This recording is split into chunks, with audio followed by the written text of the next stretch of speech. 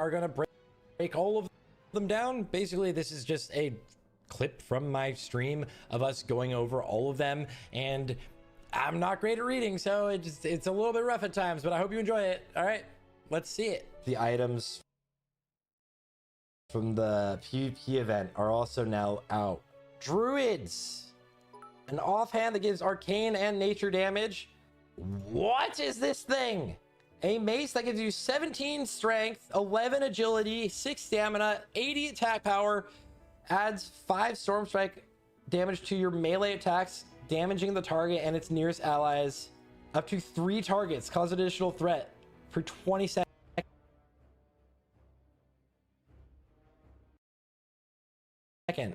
So you're gonna swap this 3-minute CD.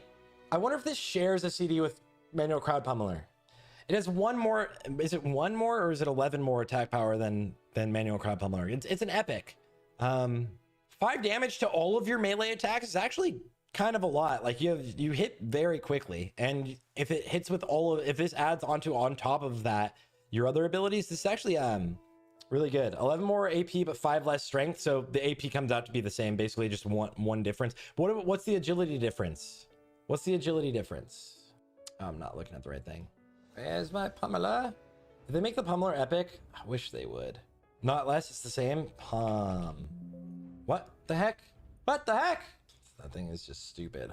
Okay, wait, where was that? Where were we?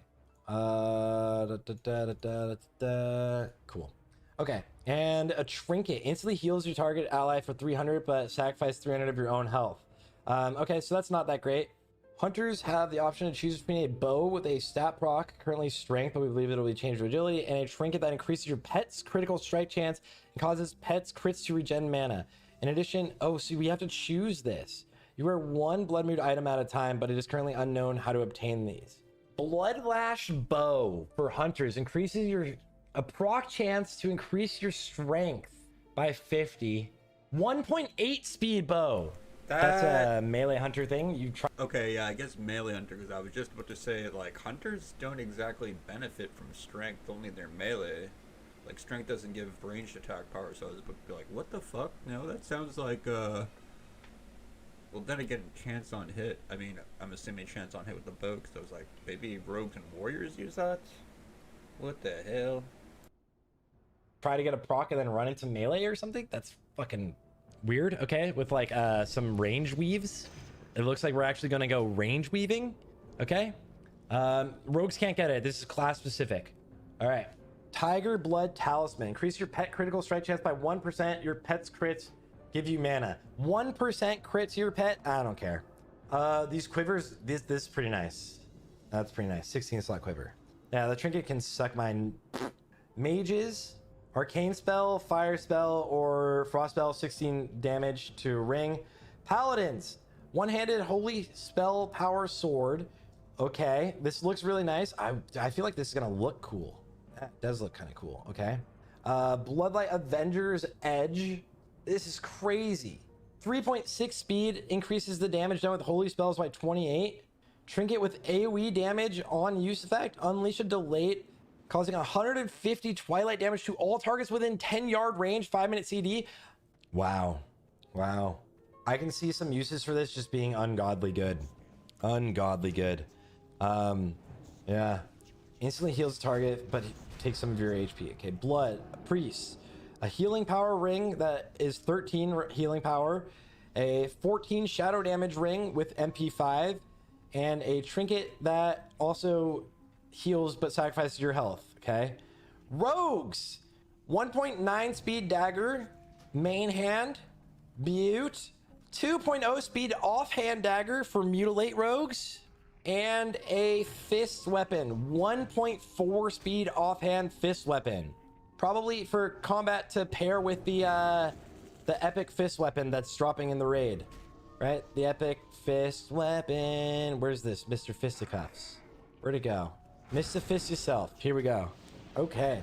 Megatorx Arcano Shredder. We did see gloves. We did see gloves teased that increase your weapon skill with fist weapons by 5%, and I think that's why, right? It's very obvious why we were gonna get a fist weapon. Okay.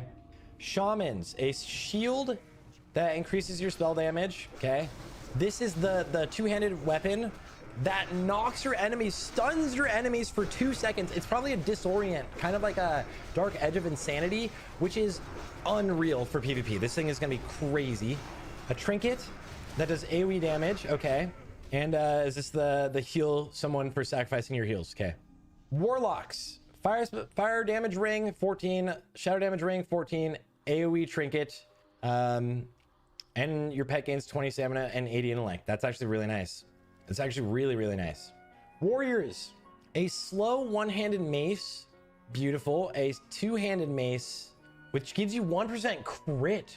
Wow. 40 DPS, 18 strength, and a 2.0 speed main-handed sword. Unleash furious steel and blood, wounding all targets within 8 yards, dealing shadow strike damage and causing them to bleed for an additional 5 damage. Look at this is the fucking Lord of the Rings weapon.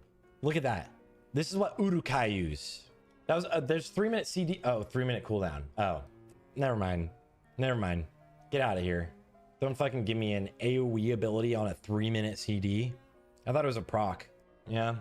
The tank warriors are just gonna go with the slower. What? They probably will just go with this mace. Yeah. Well, you can only use one at a time. You might be able to get all of them. What's this gonna look like? This is a freaking skull basher. Yeah. So we can all agree that the hunter bow seems really underwhelming, but the rest seems pretty cool. We can look at the rest of the items here. Defibrillating staff. This is an epic two-handed staff that gives you 35 spell damage and another 25 to arcane. Boomkins are sitting good, and it can actually resurrect you. This thing works as a res. Okay. Shield increases healing done by 22 for MP5. The Electrocutioner's Needle is the main hand. I didn't even realize this was a main hand. 1.7 speed, main hand only epic sword. Guys, nobody loves to see a main hand sword that's 1.7 speed. No, the res is out of combat. Can only be used for out of combat. Okay. Nobody loves to see that. A dagger for casters, 19 spell damage and 70 armor. This is something that obviously we're looking at if you're a warlock tank. We already went over all of the leatherworking items. This ring, okay. 5 nature resistance, 5 arcane resistance, increases your damage by spells by 11 and 4 MP5. So there's gonna be a ring for everyone, it looks like. Maybe from the last boss situation. Healing done by 13, 3 MP5, but you get spirit and intellect. You probably just run the spell damage one. Yeah, this looks like a quest turn in, yeah. 7 strength, 8 agility, 10 stamina. Is it worth using? Maybe. Conductive gold wrap. Oh, this is engineering. We already looked at it. Justice badge, a necklace. 1% dodge, 4 defense, 6 strength, 11 stamina. That's pretty nice. This is a juicer weapon. Oh, they made it look ridiculous. Let me show you guys this. A juicer weapon, 2.6 speed fist weapon, 2 agility, 3 agility, 2 strength, 3 agility, 34 DPS. Discharge an arcane blast, dealing damage and reducing the target's resistance by spells, and increases all spell damage taken by 6%. This is so good for casters. This is oh my god, what was it called? Decapitator or whatever. This is like putting debuffs up for casters. I wonder if this will stack with like Curse of Elements and stuff, but if so, it's really good, and it looks like it's pretty ugly. Nightfall. Okay. Did I just close everything? Oh no. Oh, I didn't. Okay. Pendant of Homecoming, a healing necklace, an epic healing necklace, an epic. So everyone gets an epic necklace except for like rogues, kind of. You have this strength necklace, but there's a spell. The healing necklace is 13 heals and 3 MP5, whereas the spell damage necklace is 9 spell damage, 3 MP5, but it also gives you spirit. 2-handed axes, 2-handed swords, 2-handed mace skill, +5. It's an interesting belt. An interesting male belt. Probably for enhanced shamans. 2-handed enhanced shamans. +5 is enough. We're only hitting targets that are two levels above us, right? I believe. I don't know if we need more. I think +5 is enough because of bosses being 2 above us, right? So, okay, this is the leatherworking helm. Here's the, oh, here it is, hunters. Here it is. We're getting a gun. Thermoplugs custom ass blaster. And it looks crazy. Look at this thing. Is that what it's called? Look at this gun. Blaster? Oh my god. 2.9 speed gun. Beautiful. Thank you, Blizzard. 26 ranged attack power.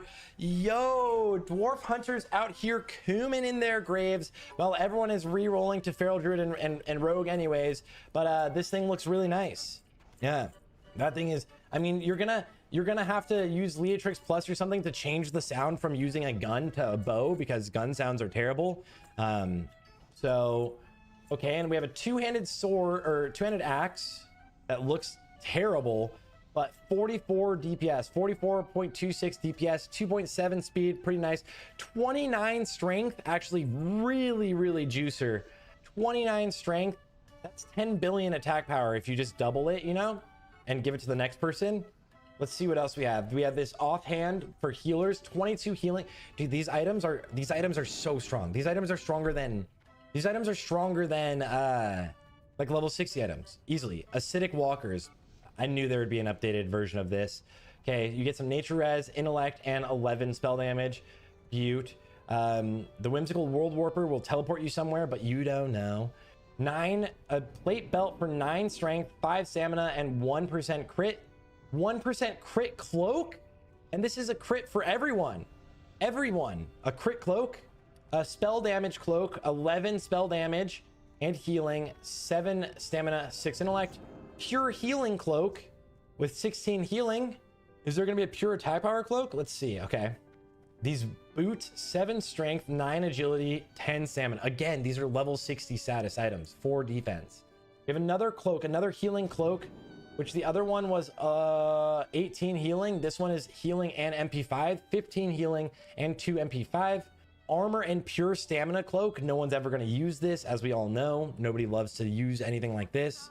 Hogmaster's Claw, fist weapon, which we knew we would see a fist weapon. 30 DPS, 6 strength, 6 agility, 2.8 speed, 111 top end. This is what you're probably going to use. 111 top end, 115 top end. So you're going to use that until you get the item that'll buff all of your casters. That's pretty nice though. Cool. Oh, it's an offhand. Offhand? What the fuck? Melee Hunter. This is for Melee Hunter. It's for Melee Hunter. Wow. This is specifically actually for Melee Hunter. Maybe Enhanced Shaman, but is it though? 4 MP5. And the 2 set is 24 attack power. The 3 set is your attacks have a 5% chance of restoring 100 mana. I do not love that. I do not love that at all, because having a proc that restores mana is nice for your average player, but it's kind of grief if you are in like a good guild and you're burning things down really fast. You'd rather have a proc that would increase your damage and you rely on yourself for managing your mana. But this kind of helps your average player. There's a lot of mana regen things, a lot of strength. Yeah, bad for parsing. Yes, good for speedruns, but again, you're also trying to figure out ways of dealing with your own mana, right? Okay, the caster, like the Ellie Shaman chest piece, 10 stamina, 13 intellect, 20 spell damage and healing, increases the damage and healing done by magical spells by 12, reduces the cast time of lightning bolt. See, that's so good. That's a good tier set bonus. That's an amazing tier set bonus. Yeah, Bis forever. Literally use that forever. Who knows? Wow, that's amazing. Okay. The boots or the leggings, 10 strength, 10 agility, 10 stamina, 10 intellect, 1% hit. Just all around. Wow. If you're a pure ranged hunter, you're kind of mad that you're always getting strength on everything. Especially if you're getting steady shot, you're kind of upset that there's always strength. Melee hunters loving it. And shamans, enhanced shamans are in just the most beautiful place. Okay. And for the male caster set, we have 6 stamina, 7 intellect, 4 spirit, 22 spell damage and healing, and 3 MP5. And then if we look at the boots, 8 spell damage, healing, 3 MP5. There's a ton of MP5 in this raid. A ton of MP5, guys. And 8 spell damage. And now just raw, actually, agility, stamina, and intellect. Again, I'm not the biggest fan of this. It helps your average player, but it's just stats that hurt for like just raw damage. This feels okay. Let's like, what is, oh my god, not giant stalker boot, beast stalker boots. Let's just look. Okay, 21 agility, 9 stamina. Let's see, beast stalker fucking, what do the legs give? 26 agility, 26 agility. You're missing the 1% hit. Yeah, these are amazing. 7 agility, 22 attack power, wrist, beautiful. Falco Sting, 2.0 attack speed, really fast. This is probably for rogues, maybe for warriors also. This is not really a hunter item. Really fast, 8 agility. Okay, gloves with extra armor and intellect, stamina, and spell damage. Okay, ooh, beautiful gloves. Fingers of Arcane accuracy for hunters, 6 agility, 10 intellect, 1% hit. We're like gonna have way too much hit potentially. Okay, so tier sets. First Surgeon's bracers. For druids, we're seeing druids getting ones that give spell damage. Rogues, just a little agility. You're not going to use those. Hunters, you probably won't use those. You won't use those. Wow, casters really got the long end of the stick on all of those. A mace that gives you 20 healing. We saw it yesterday. 11 healing leather shoulders. Finally, some like raw just healing items. Girdle of Reclamation. Plate belt that gives spell damage and healing and gives you a crit chance. Gives you strength, intellect, and stamina. This is a very hybrid item. Gizmotron's Gizmo Tropper. They buffed the Gizmo Tropper. 3.2 speed. Not the slowest, but like pretty slow. 22 strength, 9 agility. That's a lot. That's a lot of strength. A trinket. Make a target ally immune to snare and immobilization effects for 5 seconds. There's been a lot of things in here, guys, that have hinted towards removing snares. Just be very cautious of that. I would anticipate we will have snare effects in the raid. Okay, these boots, leather boots for tanking druids, kind of. Extra armor, 9 strength, 7 agility, 9 stamina, 6 intellect. Yo. Plate gloves that give you 9 strength, 5 agility, and 1 crit. Wow. Those are amazing. Those are beautiful. Gyromatic Experiment 420B. 10 frost resistance, increase attack speed by 5%. You may be able to push this experiment further. And 18 attack power? 5% attack speed and 18 attack power. Wow. The items in here. Okay, a polearm, 15 agility, 15 intellect, 9 stamina. Blech. 30-minute CD? Yeah, I mean, okay, so we have one of the plate sets. This is the plate set. 13 strength, 12 stamina on your boots. The set bonus is 7 defense, 16 attack power, and increases your hit by spells and melee attacks by 1% at the end. Now we get strength, agility, and stamina on the chest. This is actually just a lot of stats. A lot of stats at level 40. 13 strength and 1 crit. A lot of stats. The gun,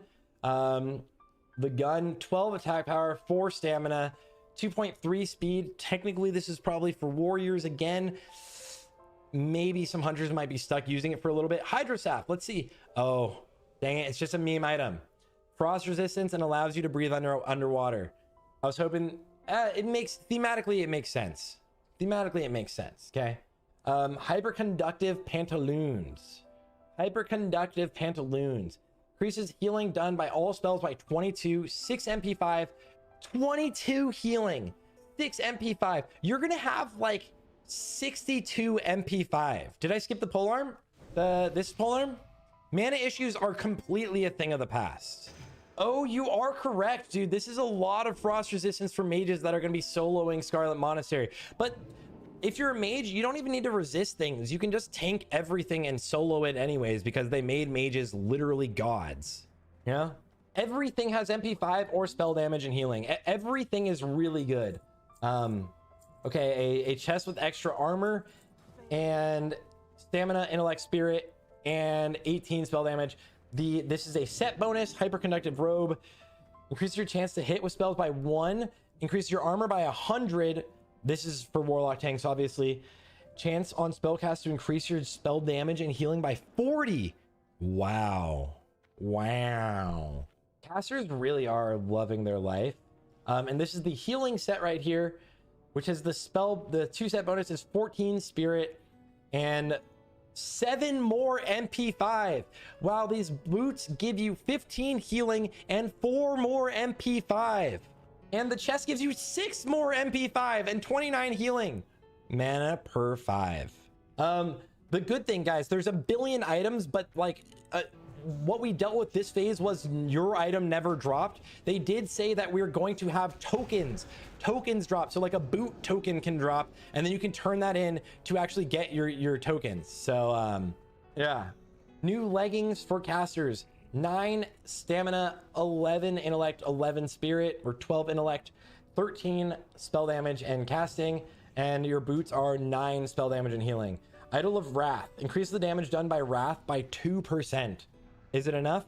They said it was like a boot token, not a tier token. It was like a boot token.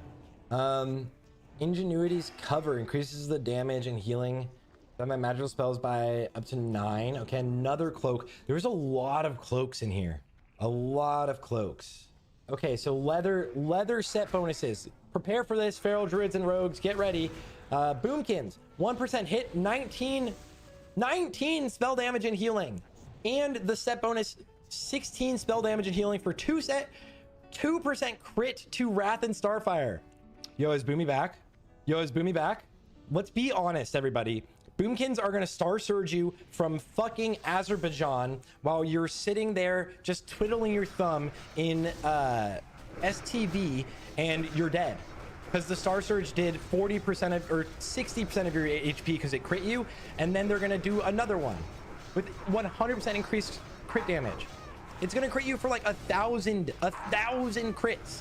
If we thought complaining about hunter pets last phase was a thing, get ready, okay? Oh my god, I just coomed. Look at this. I just coomed. This is so good. 17 strength, 13 agility on your chest piece, 1% crit, and +5 to dagger skill, 20 attack power in cat and bear form. Meanwhile, all hunters got was intellect and strength on all of their gear. Yeah, and oh, sorry, hunters also got MP5. Yeah, nice. Dude, this item's, yeah, Biss warrior item. It's just, what? Oh my god, this is so good. Rogues get shafted, +5 to daggers. 17 strength, 13 agility. Yeah, strength is better for feral druids, but like no good dagger. Okay, that's fair. That could be fair. There was like a pretty strong offhand dagger, right? We saw that legendary or epic offhand. Fair. Rogues, I think, are gonna have to be using the fist weapon and fisting people, right? You literally need to get Gut Ripper for 10,000 gold, because GDQPs are now banned, but people already have a 10,000 gold. Okay, this is Toto. Do you see this? It's feral druid. Like, hunters are gone, feral druid's number 1. Really, casters are also looking really good. Okay, all right. Yo, Bottles, Life Force Dagger. I don't think you'll be able to do Scarlet, my god, Sunken Temple. I don't think you'll be able to do Sunken Temple. Thank you for the tier 1, brother. Yeah, I'm so down. Insulated Goulashes. Increases the damage done by nature spells by 16. Again, dude, the Boomkins are getting arcane spells by 19. Oh, I guess this makes sense. This one's for nature, this one's for arcane. So thematically, it's like Wrath and Star Surge and whatever, Starfire. But you're just gonna use Star Surge in PvP and kill it. I can call you right after this. Look at these legs! Look at these fucking legs, dude! 13 strength, 8 agility, 1 crit, or 1 hit. Okay. They really were feeling bad for feral druids. 8 strength, 9 agility, increases stealth effective level. Ew. Ew. Ew. What the heck is this? All right, guys, everybody make a Twitter and tweet at Zyrene and say this is bullshit. I don't even need increased stealth level on my rogue for PvP. Okay. Spell chance to hit. Oh, minus 5 agility, minus 10 stamina. Spell chance hit by 1. Oh, just normal chance hit by 1 and 11 damage and healing. This is the spellcaster DPS set, which is minus 5 stamina, increases your crit by 1, and the 3 set is increases your spell damage and healing by 11. Okay, 23 spell damage on your chest piece and 1% crit. Wow. A shield for 12 spell damage. All of these reduce your stamina, which is hilarious, and some MP5. That's so funny. Minus 5 stamina, minus agility, minus stamina. They really don't want warlock tanks rolling on this. You know? Do you think NG Belt is good or more of a meme item? I forget. Yeah, it's irradiated. So these are all like thematic, right? A wand with 8 intellect. Hopefully there's a wand that gives you some spell damage or something. 8 intellect wand feels underwhelming. Cloth wrist, 9 spell damage, 3 MP5. Beautiful. Reduce the mana cost of your seals by 10. This is nice because you can now, with a new rune, you can use seals from like super long range. Male shoulders, increase your critical chance by 1. Nature damage 11. What do these even look like? Wait, are these male shoulders? Okay. Plate tanking shoulders, 12 strength. Raw 12 strength, 410 armor. Machinist gloves, 7 strength, 10 agility, 7 strength, 6 agility. 30 attack power when fighting mechanical units. This is going to be very interesting to swap it on. There's one that gives 9 spell power. Okay, cool. 14 agility, 11 stamina shoulders. Let's look what they look like. Oh yeah, they're beautiful. 24 healing on your belt and 4 MP5. These items are just unreal. They're just so good. Okay, okay, here it is. 9 spell damage and healing wand. This is what everyone's gonna use. Yeah, these are so good. This is one-handed mace, Mechano Strider Muffler. Please tell me this is the mace that I didn't even show what it looks like. 16 attack power, 7 stamina, 2.4 attack speed. It's pretty good. I mean, it's really good. 96 top end. Mech builders overalls. Okay, for tanks, agility, that's unimpressive to me. Okay, miniaturized combustion chamber. Randomly channels 1 to 150 in between, between 1 to 150 and 1 to 150 health. Into between 1 to 150 and 1 to 150 mana every 1 second for 10 seconds. Increase the damage done. Oh, so it channels your health into mana for 10 seconds and you get 12 spell damage. And some fire res. Like a life tap, yeah. That's pretty nice. What if it's 150? What if you like roll 150 for 10 seconds? You lose 1500 HP. Kind of kill yourself. Leather bracers, 1% hit, 9 spell damage. Nice. A tanking one-handed mace, 5 strength, 7 stamina, 2.0 speed, so it's definitely for tanks, and increases your defense by 4. Petro Spill Pantalones. Ooh, I like how they make this minus fire resistance and it says keep away from fire. I love that. That's a really fun item. 21 agility. That's like so much agility. Prototype parachute cloak. I love that. The craftsman of this cloak is stunning. It's going to look great until until it inevitably malfunctions and bursts into flames. Hunter bracers, 12 stamina, 5 agility, doo-doo. While druids get the bracers that give them 6 spell damage, 8 stamina, and 4 intellect. All of these bracers are garbage for melee, and all of these bracers are amazing for casters. Shawarmageddon, the mace. No way. Wait, is there a look of this? Shawarmageddon. Increase attack speed by 4% and give all melee attacks a chance to deal 7 fire damage. This was literally just to troll all of the like fiery weapon warriors in Wrath of the Lich King. They actually wrote that in to troll them. That's so funny. That's amazing. Blizzard, epic. Yeah, I already went over all the PvP rewards. Okay, so healing shaman or healing paladin. Kind of actually like not even just healing, but like maybe even tank paladin, I guess. Item set.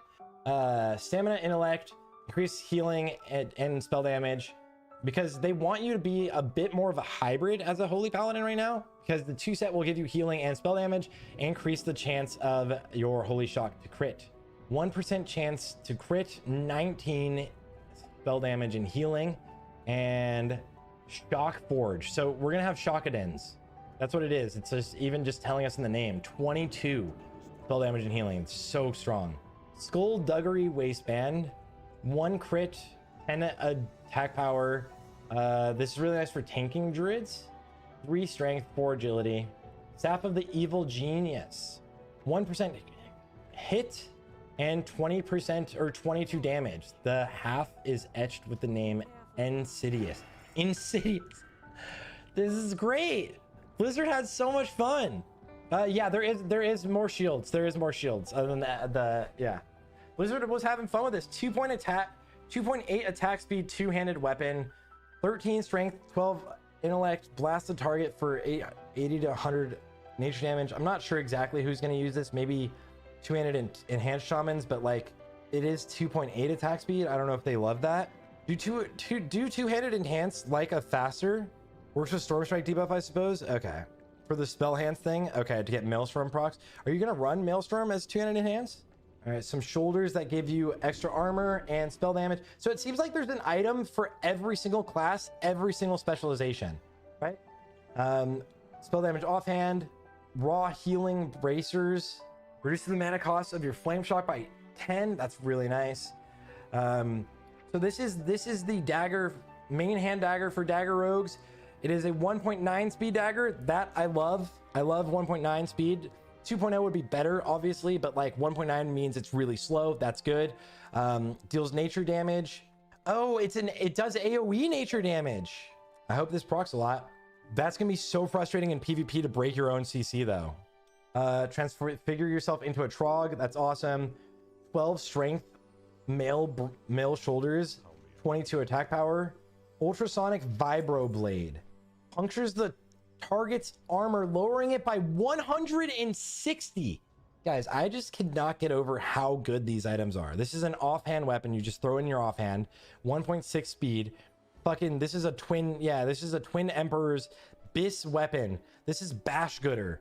This is bash gooder. If you guys remember, bash gooder was literally the bis weapon that you would run on twin emperors.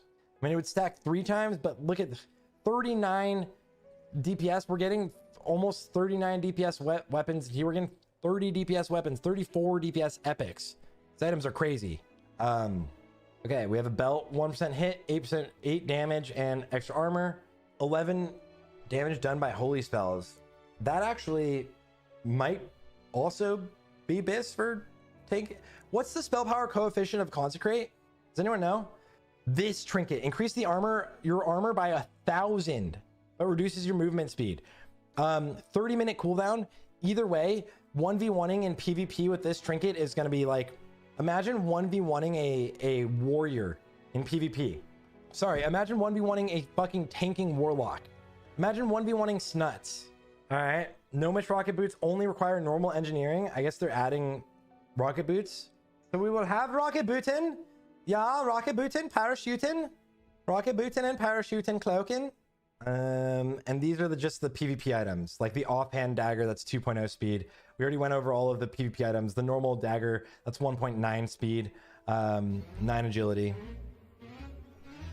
The ridiculous 1.8 speed bow that procs 50 strength. Guys, that is literally, we just went over every item. No, OD, thank you so much for the prime. We just went over every item that has been data mined for next phase. This is really exciting. The items are incredibly powerful. Incredibly powerful. for next phase. We are going to get a huge damage boost, and it's gonna be very interesting to see the tuning that they do, not only for classes, but like for the next phases. Like level 60 raids have to be crazy. Hunters want strength because they're really encouraging melee hunter to go with that double fist weapon build. Hunters are kind of set. I mean, maybe it's exciting. Personally, I think Feral Druid and Casters got the most exciting items. Definitely Feral Druid and Casters are the biggest dubs, I would say. Maybe also Enhanced Shaman with their two-handed weapon, right? Enhanced Shaman's getting a two-handed mace, 3.6 attack speed, 12 strength on it, and it looks fucking awesome.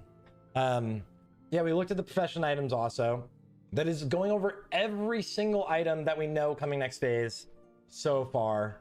So we're not seeing like a new trip runners yet, data mined at least. Oh yeah, boomkins are gonna be absolutely godly. So I think this is gonna be really cool. I think this is gonna be amazing. It's dope to see all of the items that were discovered, and I'm definitely excited about this. You know what I mean? Personally, I'm really pumped. Okay, should we talk Feral Druid? I have a call in 30 minutes. There's a new trip runners on raid loot. I saw a Petros bill. Was there a new trip runner? Search trip. Can you link it? Did you find? Yeah. Time for a tier list prediction. Maybe we'll do that tomorrow. I would have been more excited if GDPs weren't banned. I farmed 2K gold. Wowhead has now released their Nomer loot. Okay. Sets.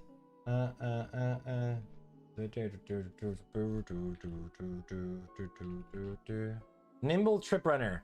21 agility, 5 strength, 8 stamina. It's all right. It's okay. I mean, it's a lot of agility. Yeah. I'm definitely really excited about all of this gear. This is gonna be very hype, guys. A lot of gear, a lot of good things. This ring, pretty nice. I think these rings are obviously gonna come from the quest item that will give us the world buff. I don't know if they've figured out what the world buff is, but the amount of data mining that's come out was crazy. This gun is going to be cranker for hunters, but hunters are also kind of meleeing. Hunters are going into melee using this fist weapon and having a good time. Automatic crowd pummeler looks really good, and I think the PvP items look really good as well. Now we can look at the profession items, and we can look at all of the items that were launched. Irradiated rejuve potion. This is pretty sick. So a potion that gives you mana and health and increases your attack power and spell damage. Love it. Oh, love it. Enchant chest retricutioner. Teaches you how to permanently enchant a piece of armor that reflects 9 damage back to the attacker. Enchant weapon dismantle. Permanently enchant a weapon to do 10 additional points of damage with physical attacks and up to 25 damage with spells to mechanical creatures. That is crazy. Easy throw radiation bomb, high yield radiation bomb, so we get some actual bombs. A cloth belt, hyperconductive gold wrap, increases your critical strike chance by 1, increases your chance to hit by 1. Pull all hyperconductive coin from your belt and flip it, or pull one. On a roll of heads, you gain 3% increased chance to crit with spells in melee for the next 30 seconds. On a roll of tails, you gain 10% movement speed. So this could turn into 4% crit and 1% hit just with one belt. That is very good. Soul Vessel, whirling true shield gear wall. So the shield increases the chance to block by 1%. On your blocks, it does damage to the target. And what does it look like? We don't have what it looks like yet. That is awesome for tanks. Leatherworking. Okay. Leatherworking getting 2 mail and 2 leather items. 1 for casters and 1 for normal DPS. So inflicts neurologic shock. So 1% hit. 14 strength, 14 agility, 14 stamina. That's absolutely insane. Looks like I'm gonna end up making neurologic shock, instantly dealing damage to yourself, but also increase your melee attack speed by 20%. Wow! 20% attack speed on top of fucking, you now have manual crowd pummelers. Hello? 10-minute CD is kind of big. Yeah, because I mean, I think that's fair. I mean, you'll have to choose when to parse, right? Two-handed shamans also would love that. Is theirs the same? Increases your chance to hit with spells and melee attacks. Enrage.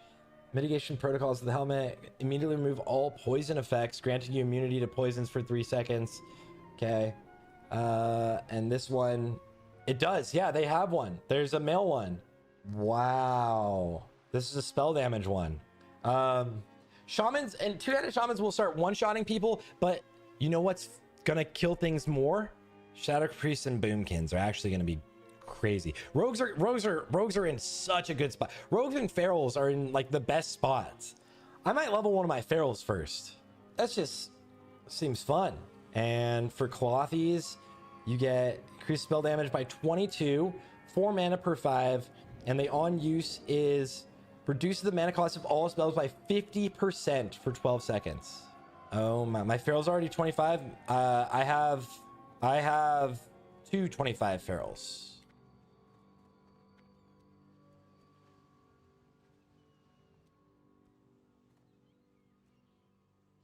Of course, that's it. It just ends abruptly there.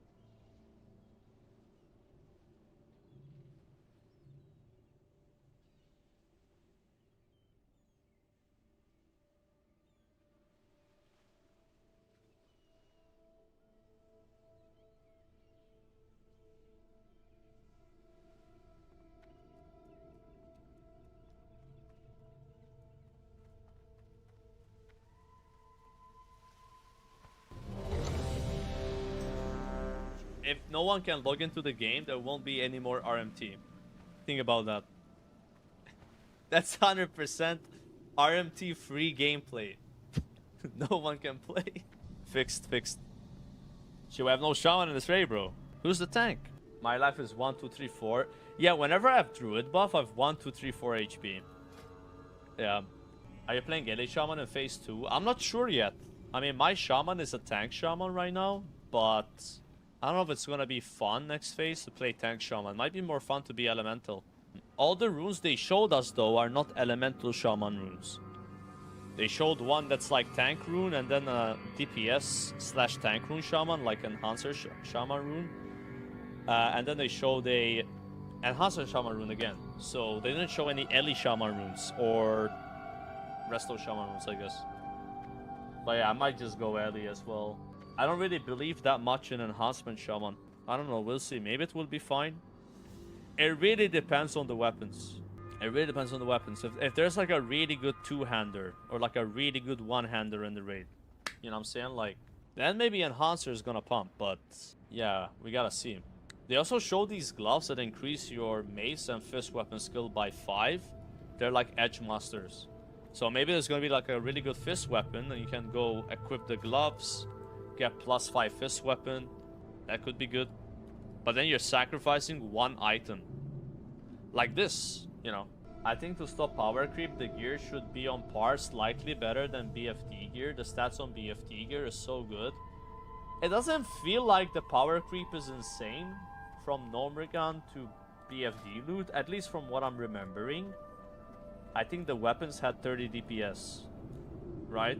The two-hander, no, the one-handers had 30 DPS, so I mean it's still a lot more though, but it's not like crazy, right? So like if you look right now, this is 23 and this is 23. I think it had 30. Not epic though yet, so if there's an epic one-hander, it's gonna be a lot more than that. Yeah, keep in mind it's 15 more levels, so of course there's gonna be an increase. Yeah, I think BFD gear is Like, compared to non-BFD gear, so ahead. And now they have to one-up it somehow, right? I don't know what they're gonna do at level 60. Are they gonna buff the gear from Molten Core? So it's better. Not a lot better, just better than level 50 gear. BFD gear bis at 40. It's possible that there's an item that stays bis. Maybe the trinket. Maybe the ranged weapon for warriors. 5 strength, 6 agility. The necklace, potentially.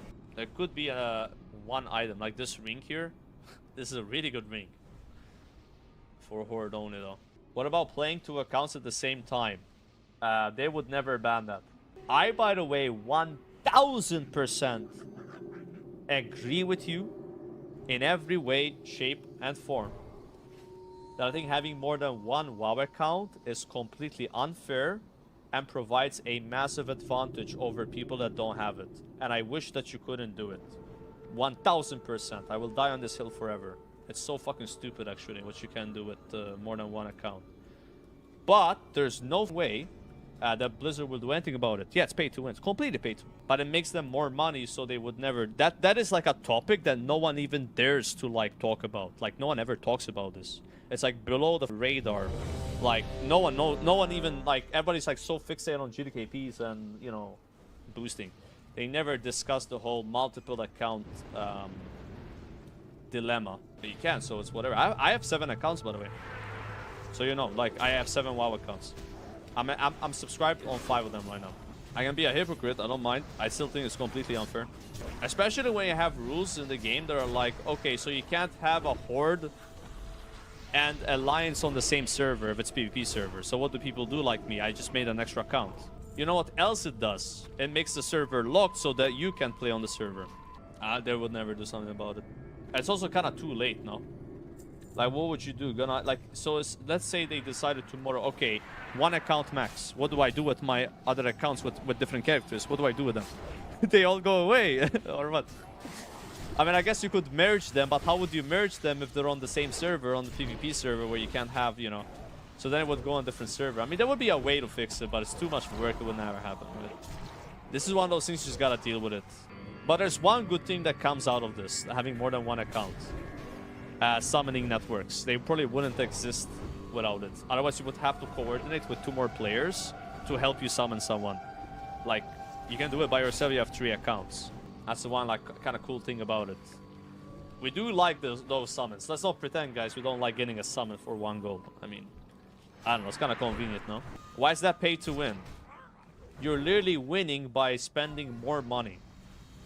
Do I need to explain it further? What the fuck kind of question is that, bro? Like, I can literally enter a dungeon with a fucking Feral Druid on my 2nd account and give myself Wind Fury. Is that not pay to win to you? Okay, hey, it's not pay to win, guys.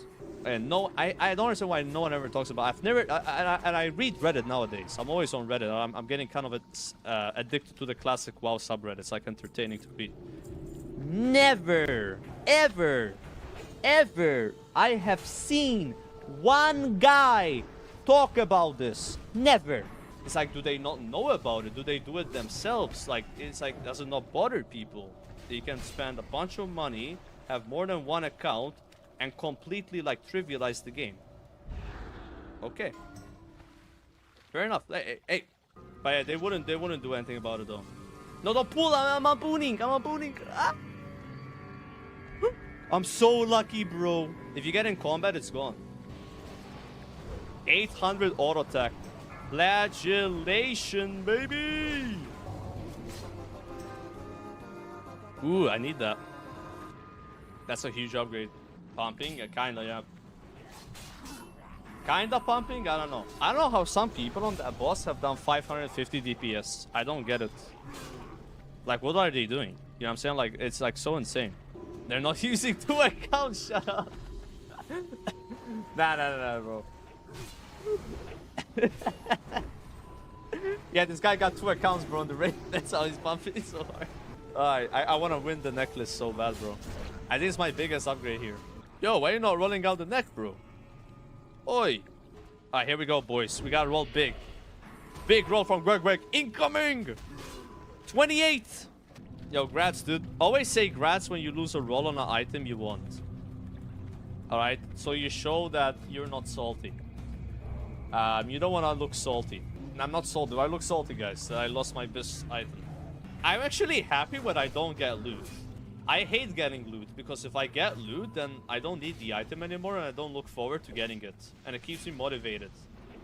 You get what I'm saying? Like, it's a carrot on a stick. There's nothing worse than getting full bis. When you get full bis, it just feels like you reached the end, you know? And then it's like, what next, right? It's like suffering from success. It's a psychological thing. So I'm happy to lose. Because by losing, I haven't won and I can look forward to winning. Fuck, I'm losing my rage. I got more rage in real life, bro. Pull the boss. I forgot my sharpening stones. That's what I was supposed to buy earlier when I went to the auction house. Oh, is that flagellation? Wait, is it good on this boss? I think it is, actually. Yeah. You use it on this boss. How the fuck am I gonna get 100 rage, though? How am I gonna get 100 rage? Can I just get hit by bubble? Okay, we gotta stop getting hit by those. And now we go for the boss. 5 Sunders. Flagellation. I pulled aggro. I'm pumping. The deep wounds is sticking for how much, guys?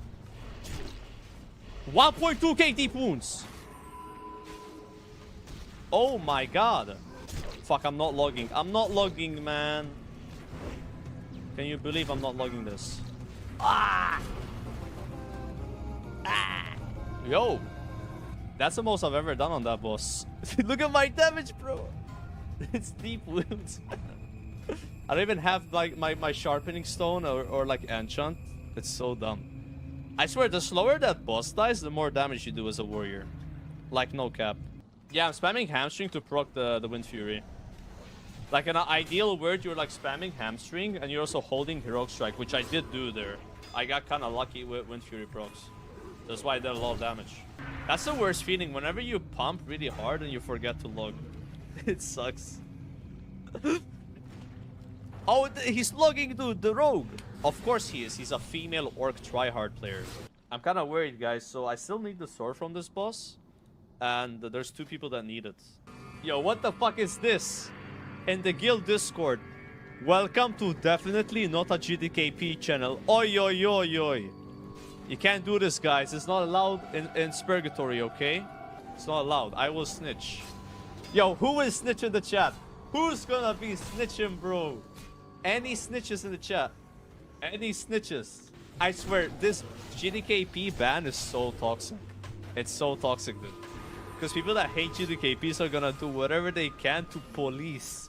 They're gonna be the police and catch the bad guys, you know? The police. I have to go below 80 rage, otherwise I don't get the buff.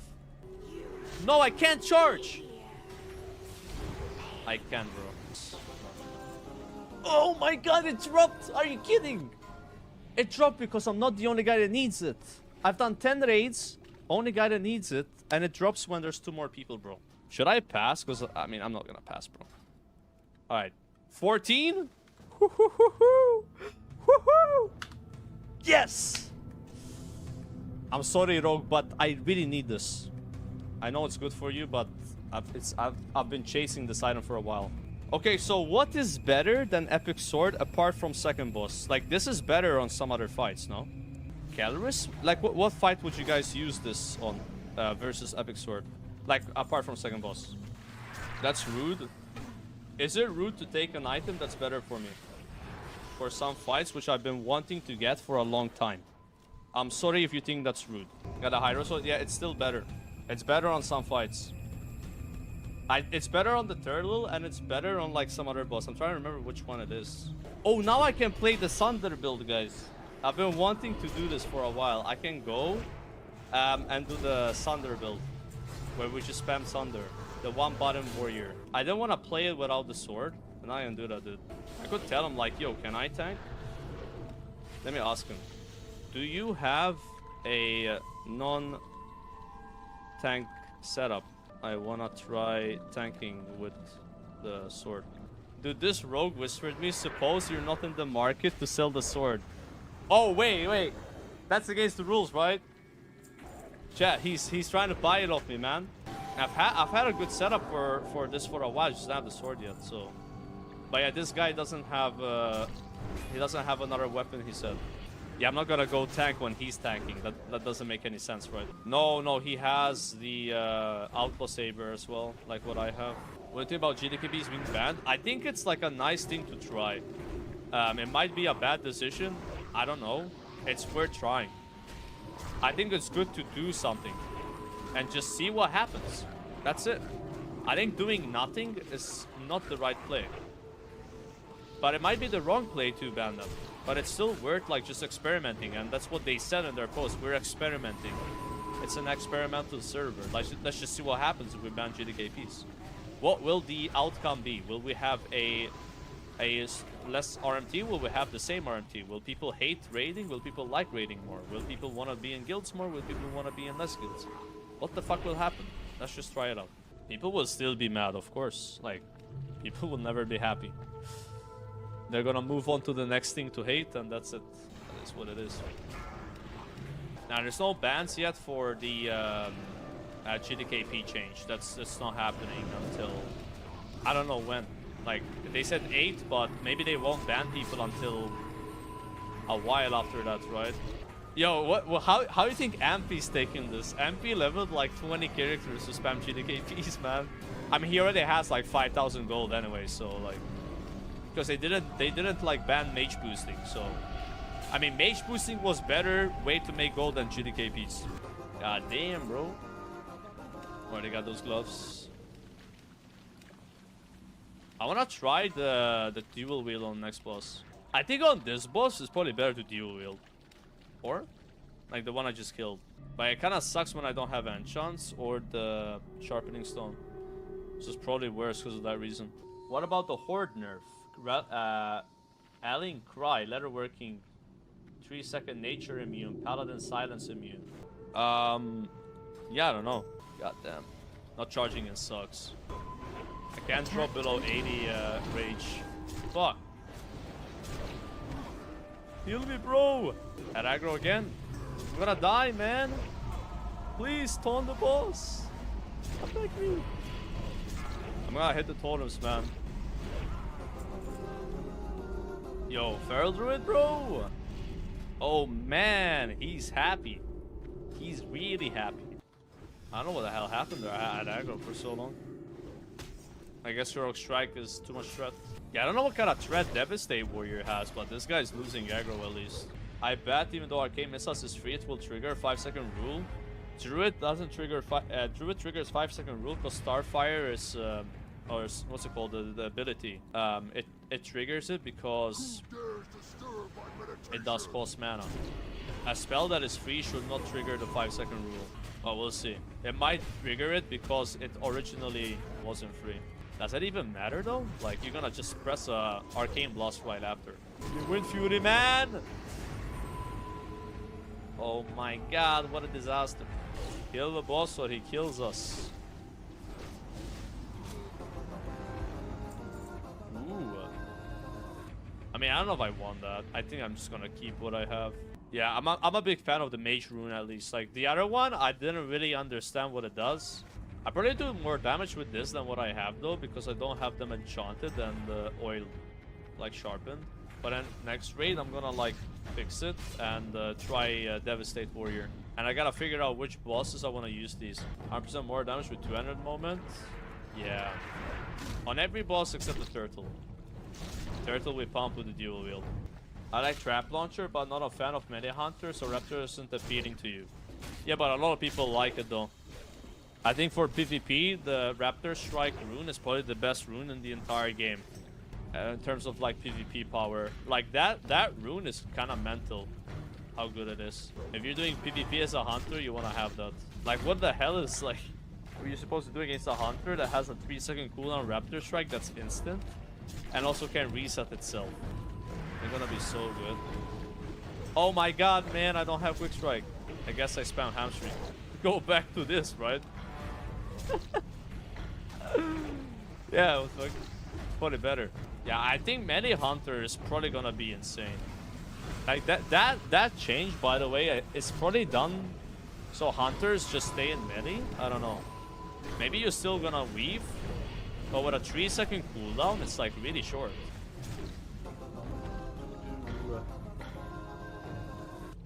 Always that first weapon drops. Shotgun will make weaving harder. I just think you don't weave. I think you just stay in melee as a hunter now. And you just use Raptor Strike on cooldown and Flanking Strike. And you'll do really good DPS. Like really, really good damage. And maybe like you go back out and then you shoot once and you go back in. I wouldn't even bother. Honestly. Yeah. And you want to get as slow as a weapon as possible. Like the best hunter weapon, you know which one is gonna be, man. Assuming they can use it, yeah. It's gonna be a Pendulum of Doom. Those Raptor Strikes are gonna do a lot of damage. And Flanking Strikes. Because it's all based on your weapon damage. That's a hunter weapon right there, boys. And also really good for Enhancement Shaman. Yeah, we'll try the Sunder build next time. I don't know, the other guy wasn't doing good damage though, the other warrior. He did 64 DPS. Oh, he was thunderclapping. Wait, what? He had 0% uptime on Consumed by Rage. So what is he using? Oh yeah, Thunderclap rune. Yeah, that's not the way to go. Okay, that makes sense. And he's probably like prot spec. He was probably deep prot and using Thunderclap rune. He was doing too many abilities, that's why he did less damage. You do more damage if you do less abilities with that spec. You just go press Thunder, that's it. Trying to use your brain will make it worse.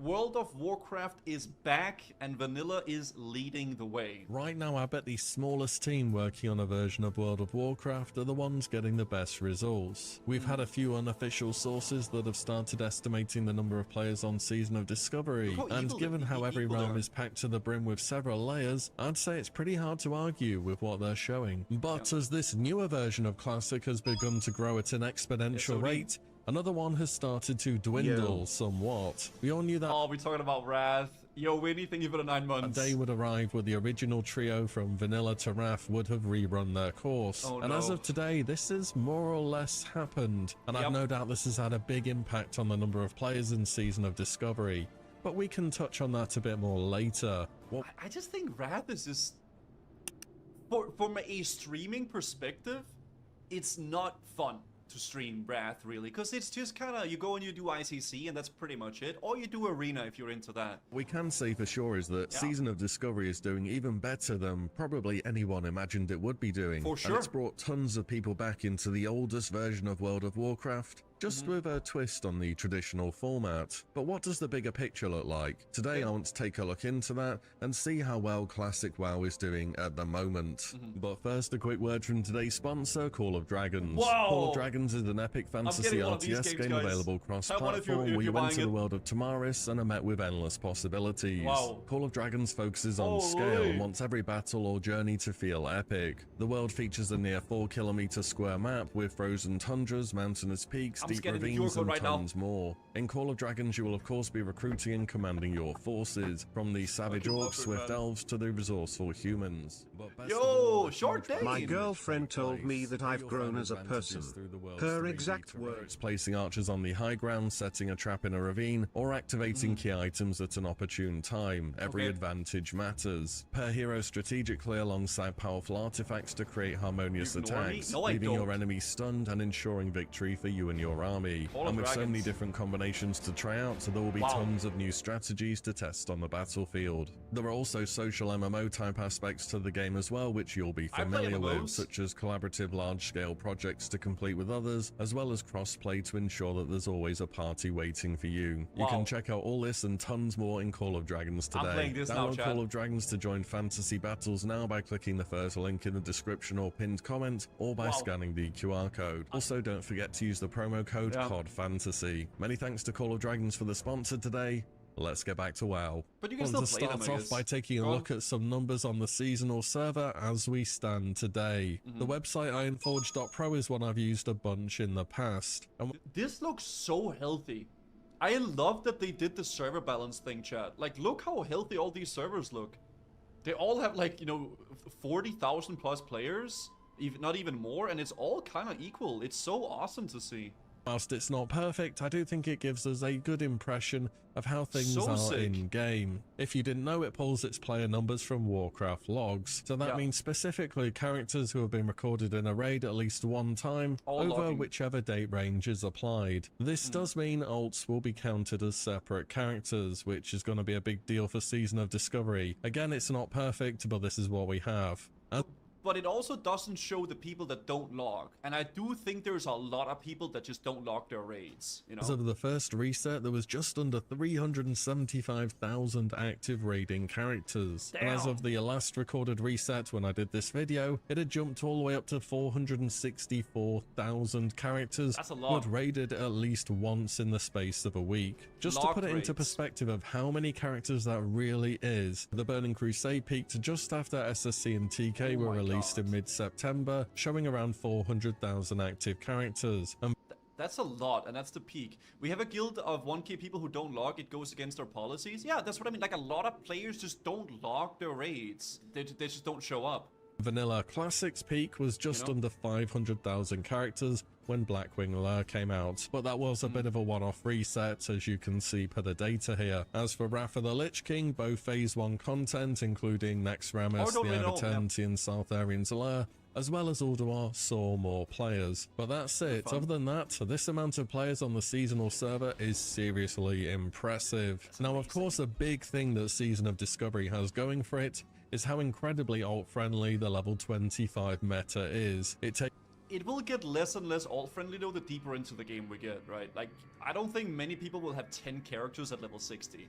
Takes very little time to get a fresh character from 1 to 25 and into BFD. That being said, Season of Discovery is only about a month and a half old, so despite this, I think the number of characters who are actively raiding at this point in time is very impressive. It kind of goes to show that fast and easy raids are what really get the numbers in for Classic, more so than difficulty and progression based raids.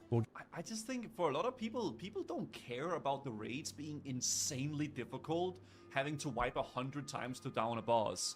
You know, I think wiping and stuff is good and struggling a little bit, but more hard is not equals more fun, always, right? So, what we can also see here is that for once, the realms are actually fairly well balanced too, which outside of a few niche cases, has just never happened in World of Warcraft before. And as much as you hear people say they want world PvP, unless Blizzard hard enforces server caps, WoW always ends up how it looks in Wrath at the moment, with the vast majority of servers just having one faction on them. And even if your server hits 66% one faction, 33 the other, which is only 16% off it being 50-50 either way, in practice this means you're outnumbered 2 to 1 in the open world. But Blizzard's actions for Season of Discovery have us in a much better place, because I think this is such a good idea. I really like that they did this. I know some people can't get to play with their mates and stuff, but for server health, it's so nice. Because they have essentially enforced faction caps, so if one faction gets too dominant, character creation is temporarily paused for them. Agren tweeted out not too long ago that all PvP realms have a 5% or less delta between the two factions, which for classic WoW PvP servers is an amazing feat to have achieved and maintained. And on the topic of world PvP and PvP servers, I'm thinking the Stranglethorn Vale PvP event, and just on PvP PvP servers in general is going to be absolute chaos. Hopefully in a good way. We also got another it's gonna be such a shit show leveling in phase 2 and doing STV. I'm looking forward to see what the heck they're doing with that event. Is it gonna be bosses? Is it gonna be like a battle royale, domination? Like what the... I don't know how they will implement it. But all we know is that it's gonna be different than phase 1, the Ashen Wheel thing, right? That thankfully what's planned for STV will be different to what we currently have in Ashenvale. For me, Ashenvale is good reputation, it's good for earning rewards and all of that stuff, but it's missed the mark on being a PvP event because when I say domination, I mean I'm talking about like Call of Duty. You know, when you go to a place and you have to like capture like a zone by having players there, right? Or killing players within that zone, you know? Capture, not capture the flag, more like capture the zone sort of a thing, right? Wiggle Knobber, thank you for 3 months. No ads, Pog. Yeah, a Rathi Basin kinda, yeah. Sort of like a Rathi Basin. it's just kind of AV light. I know they were trying to base it off AV, but I was hoping it wouldn't be this bit, where we just run between one PvE objective and the next. Also, you probably saw, but the Phase 2 announcement tweet has a pretty big nudge towards a huge red sky. A blood red sky, you could say. Maybe a blood red sky for a blood god. Like the one in Zul'Gurub, for example, Hakar. This PvP event might even involve free-for-all type PvP, or possibly the return of the corrupted blood incident to the open world of Azeroth once again. Dude, blood gas closing in on us like a BR. Dude, Battle Royale, Stranglethorn Vale, you gotta run away from the blood gas. Holy, last man standing gets 1,000 gold. There it is. Imagine that. Either way, there's a lot to look forward to in Phase 2. But let's get back on topic here. You know, another thing that we can notice about the Season of Discovery realms? Their size. The biggest realm as per Ironforge.pro is Europe's A Living Flame, which we like to call Locked Flame, because in Season of Discovery, if one realm gets too big, it also gets locked for new character creation to Crusader Strike and Lone Wolf Gang, rise up. Stop players piling onto a mega server. But unless you have a good reason to roll there are plenty of other options, because pretty much every single one of Season of Discovery's realms would have been considered mega realms back in 2019. Insane. Living Flame has some 80,000 active raiding characters with only I think back in the day, like back in vanilla, wasn't like a big server, like 1,000, maybe 2,000 players? Like, our perspective on this is completely different than back in the day. There was, like, not at all that many people back in the day. Like, 3,000 was a massive server, yeah. Everybody has, like, 6 alts. That's true as well. A 2% margin between Horde and Alliance 2. I don't know if you remember Vanilla originally, talking about 2004 here. High server populations back then would have been 2,000 to about 2,500. Yeah, and I believe around 4,000 was what they were capable of hitting as a cap due to tech at the time. And it was an active decision they made to keep the numbers lower too, because they wanted a community of recognizable faces on your realm, not just a huge volume of players which are stacked everywhere non-stop. But hey, times change, I guess. And if we compare the biggest seasonal realm to the biggest Wrath realm, which is Gehenna CU with just over 19,000 players, there are 8 different Season of Discovery realms which currently have more raiding characters, some by an absolutely enormous margin. These increased server sizes really have been matched up to player demands too. We know Blizzard have constantly been iterating and changing how many players can fit onto a server whilst keeping it playable, and now these numbers really seem to prove that. I mean, it's amazing to see though. Please also note that our realm population estimates of low, medium, high, and full are based on this increased capacity. A medium realm today already has more characters on it than the even most crowded realms did back in 2006. Yeah, that's what I mean. Like, I think Crusader Strike currently is like medium or high, but dude, that server is massively full still. It's a lot of players. If you go down on the Wrath section and scroll, there's a bunch of realms which would be considered pretty much dead by today's standards. And if you go even further down, there are many realms which Blizzard had to close and then merge their players elsewhere. People like the big realms nowadays.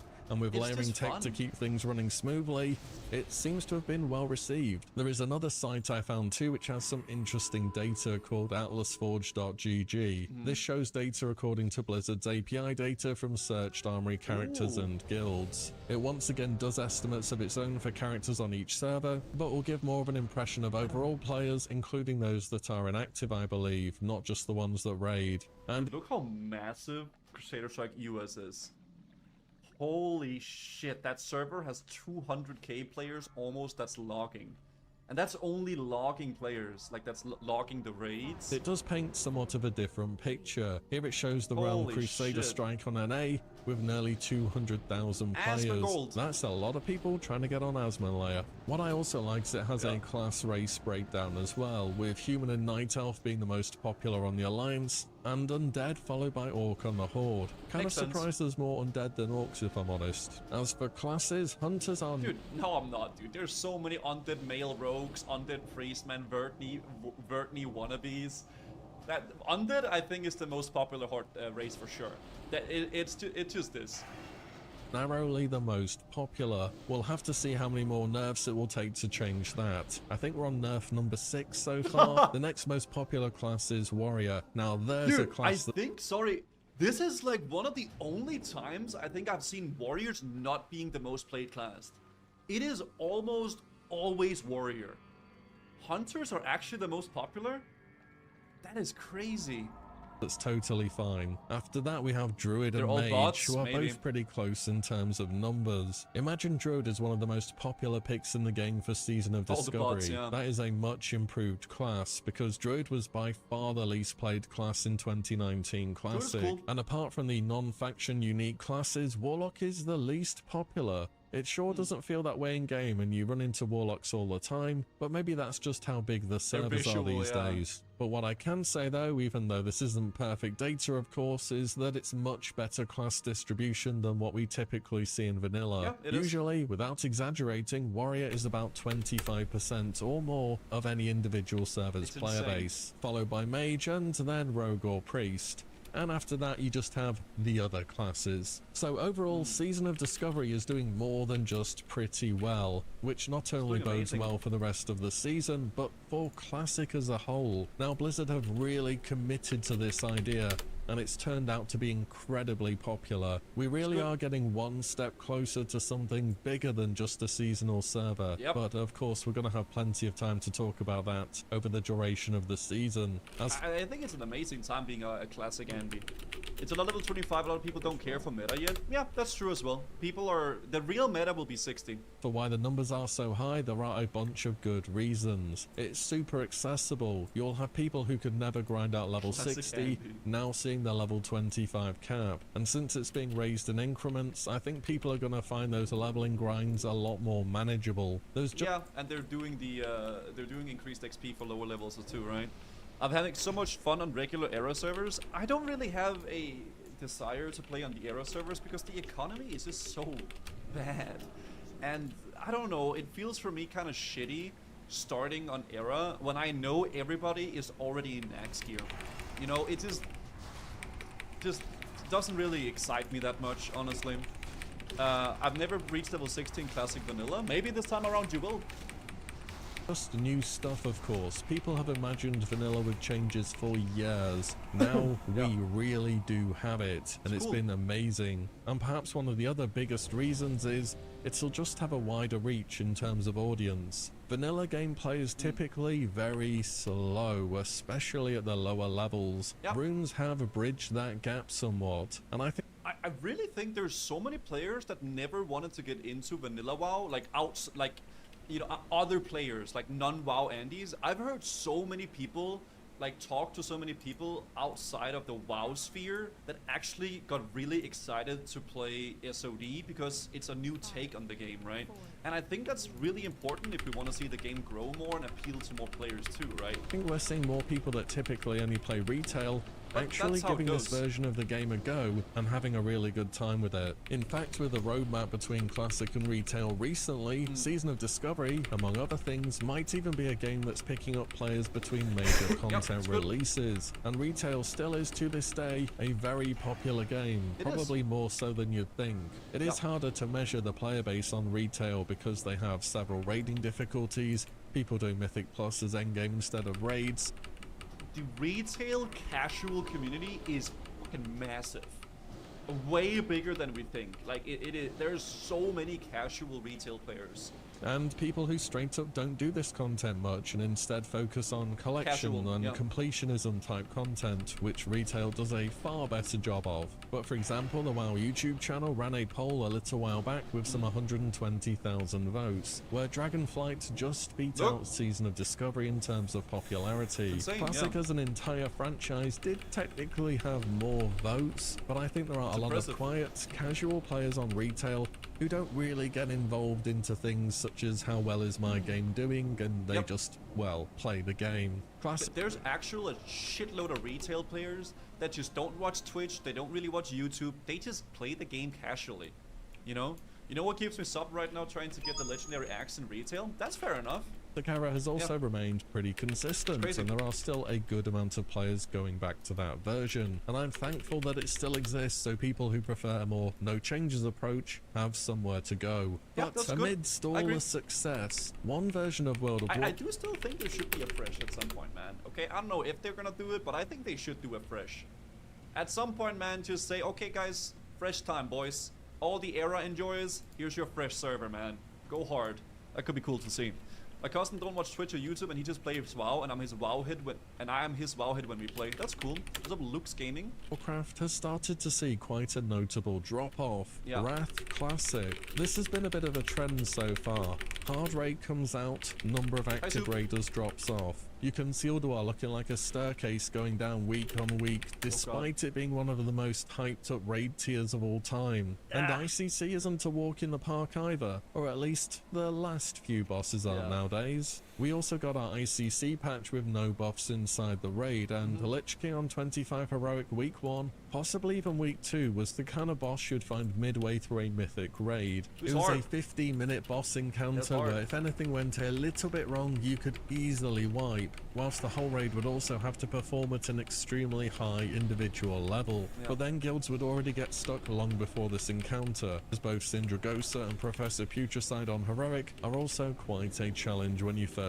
get to them. And the drop-off for ICC started before Season of Discovery, and before the buff was brought into the game too. Season of Discovery was November 30th, and the 5% buff started on December 5th. And this 5% buff, just in case you don't know, it basically makes you 5% more effective at everything, and it increases by a further 5% every 2 weeks, and it will eventually cap out at 30%.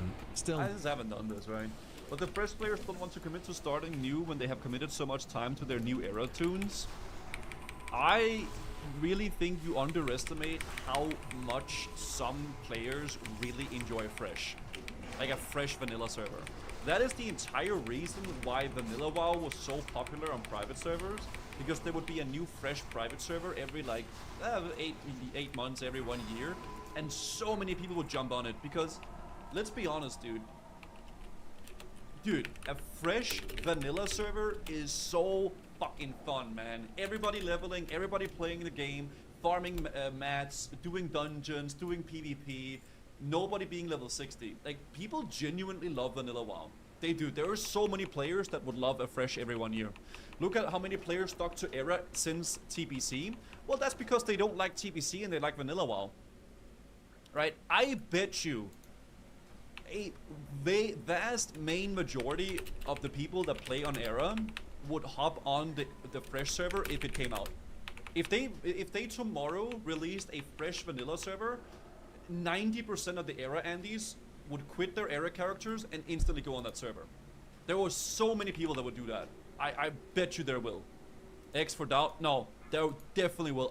Dude, classic WoW Andes, they would jump on that any day. In a 5-week period, Wrath of the Lich King dropped from 400,000 active raiders all the way down to 200,000. It has, however, seen an increase following the last reset when the 15% buff went active. It's been a drop-off for Wrath of the Lich King, but not a wholly unexpected one, and several things would have caused this. First up is, the raid is hard. Lich King especially, as mentioned, is far and away the most difficult encounter we've seen on Classic. On top of being hard, ICC is also a very long raid, which will be taking many groups 2 nights or more to get through. The holidays usually have a knock-on effect to the amount of people raiding as well, but Season of Discovery was out during the holiday period too, and its numbers have only gone up, it seems. And of course, it's the... I think saying people don't play during holidays is copium. Bro, dude, I remember being a teenager, dude, Christmas Eve, I was so excited after the Christmas dinner and everything like that, get into my room and game all night, dude. Alright, that's what I did, dude. Bother all log on SoD and tell me most players don't raid log. I mean, a lot of people do raid log, but that's just WoW in general. Final raid of the expansion, there is always some reduction in the player base once they've completed the holidays last don't tier, matter. but we can see neither Naxxramas nor the Sunwell saw a drop this fast. There is also no Wrath era confirmed to be happening at the moment. Our characters will progress on to Cataclysm, and possibly even future expansions. This would have demotivated some people to carry on playing and to earn their bis. And, well, we've seen the roadmap, right? The Cataclysm beta isn't planned till late spring, with an early summer release for the expansion. Do you want to be doing ICC every week for that long? Maybe not. Don't worry though, Ruby Sanctum is out now, the real final tier of Wrath. Surely that will change things around, right? I want to do one run at Ruby Sanctum, okay? I want to get my Shadowmourne, and I want to do one run at Ruby Sanctum. Because I've just never done it. And you know what? It's no coincidence that Season of Discovery came out of nowhere as fast as it did. There was always going to be a drop-off at the end of Wrath, and the seasonal server would have piqued so many players' interests who otherwise would have probably just quit, to be honest. And if there was ever a time to properly explore how Classic with changes would look, surely it's at the point when Kata comes along and changes everything forever. I'm expecting a smaller player base for Kata too compared to Wrath, and for what it's worth, I don't think it's anywhere near as bad as you often hear it being made out to be. But I really think the Kata hate watchers are really very, very vocal. I don't think, I think there's probably going to be a big player base that would like Cataclysm. It feels like a lot of people just shitting on it, but maybe that's just like a very vocal minority.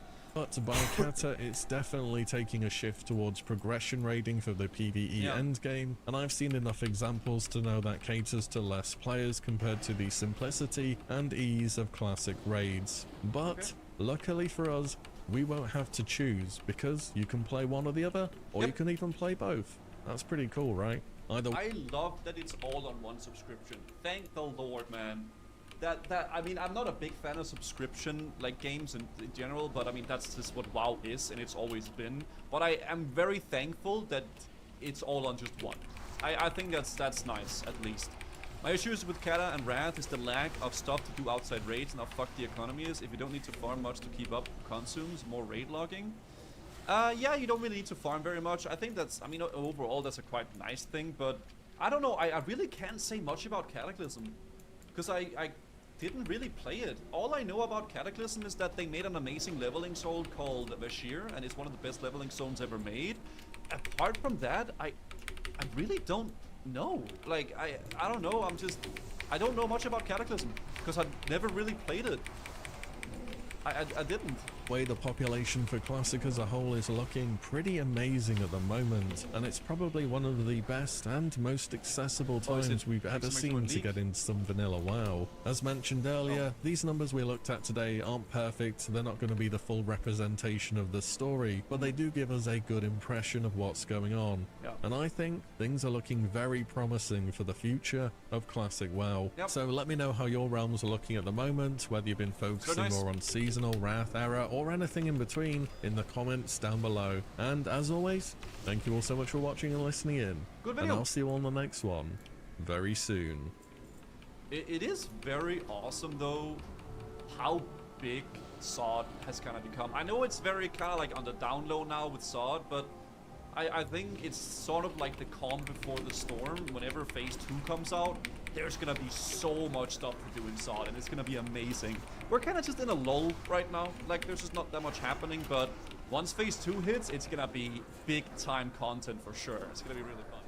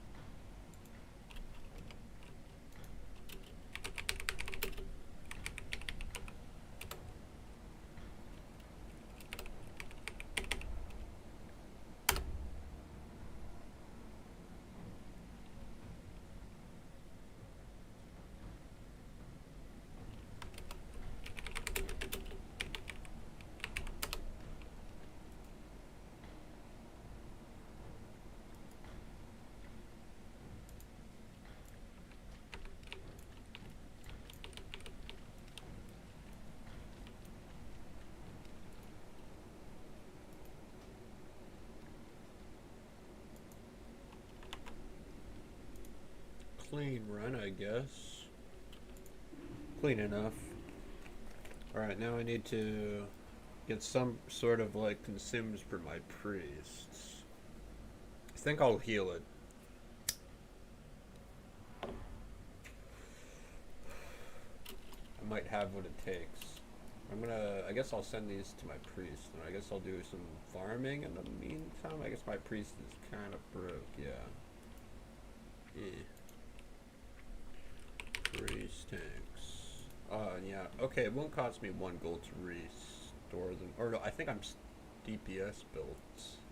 I might have to do a rebuild for a healer.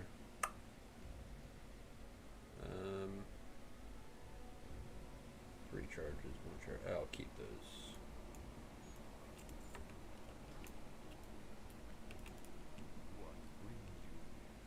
Okay.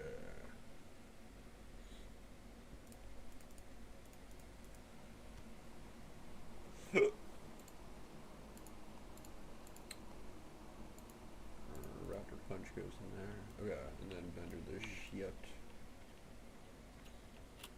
And I guess we're gonna go farm some shit. Farm some golds. But I think I might like end the stream here and we'll restream once I have the gold for the priests. I think that might be the play. It's gonna be like more boring RFC grinding. It's nothing new that I've already been streaming for most of my streams. It's like I'm making gold before I raid on a character. Shit, I'm gonna need to, okay, yeah, I am gonna need to do a little bit, like, not in the AoE build, because I'm in the raiding builds. Hopefully someone was logging. I want to take a peek if someone was.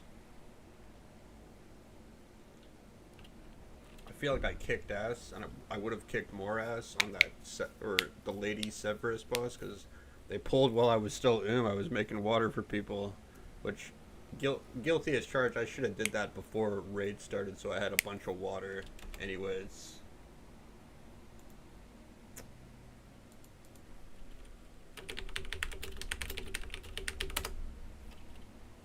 Someone please, one of the 9 other people, someone had to be logging. Let's see.